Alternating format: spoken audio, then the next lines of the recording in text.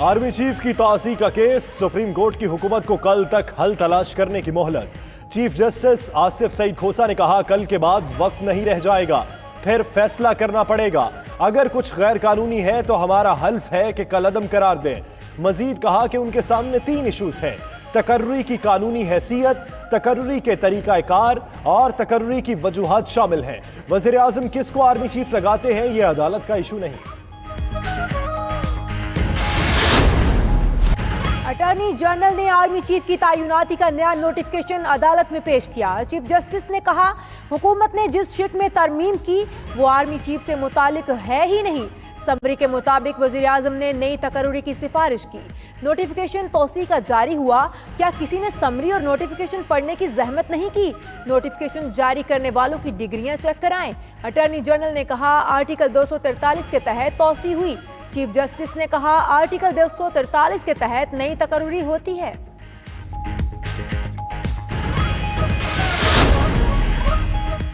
Army chief को आपने shuttlecock बना दिया, चीफ जस्टिस हुकूमत पर बरहम। कहा, ऐसे तो असिस्टेंट कमिश्नर की भी तैनाती नहीं होती जैसे आपने की। समरी में लिखा है 29 नवंबर को जनरल बाजवा रिटायर हो जाएंगे। जस्टिस मंसूर अली शाह ने कहा, उसके बाद तकर्रुरी बतौर रिटायर्ड जर्नैल होगी। अटॉर्नी जनरल ने कहा, आर्मी चीफ कमान की हवालगी तक रिटायर नहीं होते। अदालत ने दौरान समाअत वाज़ेह किया कि यह केस अज खुद नोटिस नहीं है।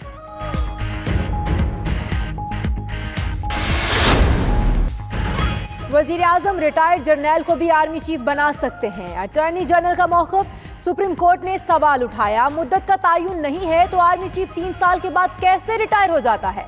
मुद्दत का तयन नहीं है तो तौसी क्यों की जा रही है?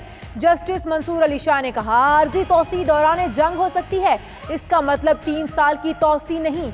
आर्मी एक्ट में मुद्दत और दोबारा तयनाती का जिक्र नहीं। मामला अदालत में आया है तो तय कर लेते हैं।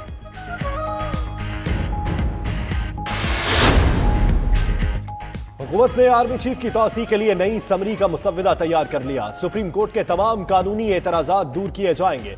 वजीर आजम की जेर सदारत इजलास में फैसला। जराये के मुताबिक इजलास में army chief general Qamar Javed Bajwa भी शरीक हुए। वजीर आजम ने PTI पार्लिमानी पार्टी का इजलास कल तलब कर लिया।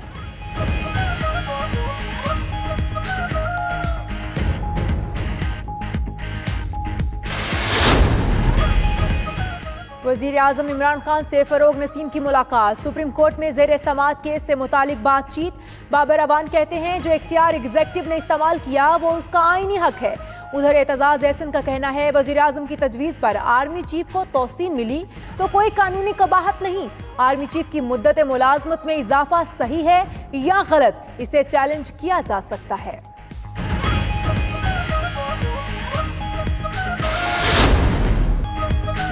शहरी रहमान कहती हैं, हुकूमत ने नाअहली के बायस सादा मामले को इंतहाई पेचीदा और मुतनाज़ बना दिया।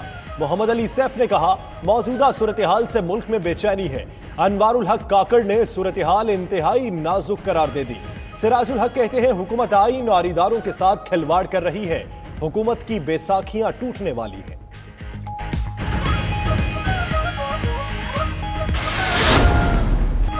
इस्लामाबाद हाईकोर्ट ने खसूसी अदालत को गद्दारी केस का फैसला सुनाने से रोक दिया। अदालत ने वजारत दाखिला की दरख्वास्त मंजूर कर ली। खसूसी अदालत को परवेज मुशर्रफ समेत तमाम फ्रीकैन को सुनकर जल्द फैसला करने, फेयर ट्रायल कराने के तकाजे पूरे करने की हिदायत।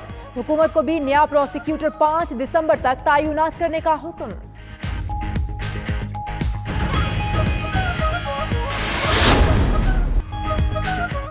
पेशावर में BRT मंसूबे की तकमील में मजीद ताखीर का खदशा। वजीर इत्तलात खैबर पख्तूनख्वा शौकत यूसुफजई कहते हैं, शहरी आइंदा साल BRT की बसों में सफर कर सकेंगे। मंसूबे का आगाज पर फैसला किया गया था कि सब्सिडी नहीं दी जाएगी।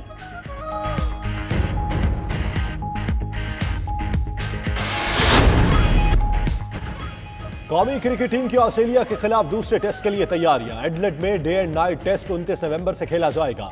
फास्ट बॉलर मोहम्मद अब्बास और ओपनर इमामुल हक को प्लेइंग 11 में शामिल करने का इम्कान। इमामुल हक पिंक बॉल के साथ खेलने के लिए पुरजोश। कहते हैं, दूसरे टेस्ट में कमबैक करेंगे। यासिर शाह का किरदार अहम होगा।